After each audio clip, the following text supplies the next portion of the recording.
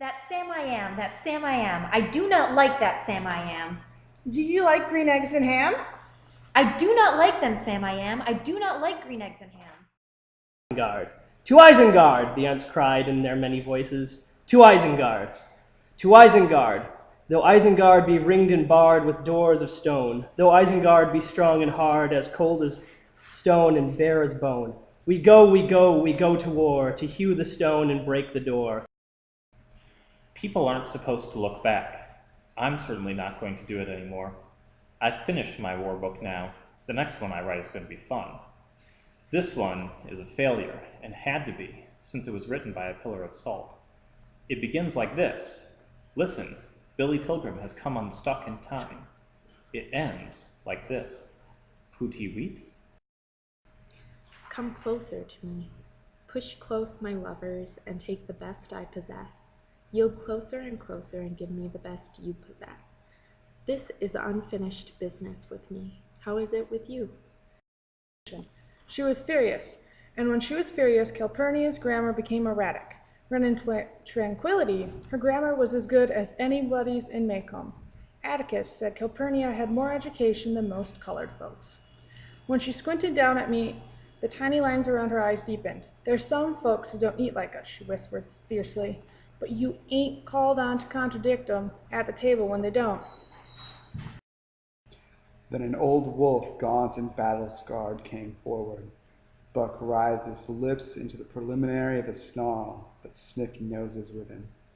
Whereupon the old wolf sat down, pointed his nose at the moon, and broke out the long wolf howl.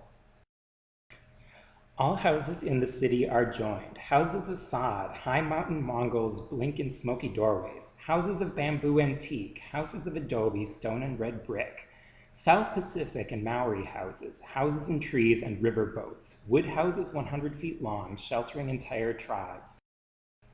He wanted to write, but his apartment was not the ideal lair for a would-be author. It was smaller than the kids' wells, and moreover, he shared it with a wife, 3 active children, and a perpetually functioning television set. It's the only way we can keep the kids pacified. Each night without fail she prayed for blue eyes. Fervently for a year she prayed. Although somewhat discouraged, she was not without hope. To have something as wonderful as that happen would take a long, long time. Thrown in this way into the binding conviction that only a miracle could revive her, she would never know her beauty. She would see only what there was to see, the eyes of other people. We don't dare to let people make choices of their own.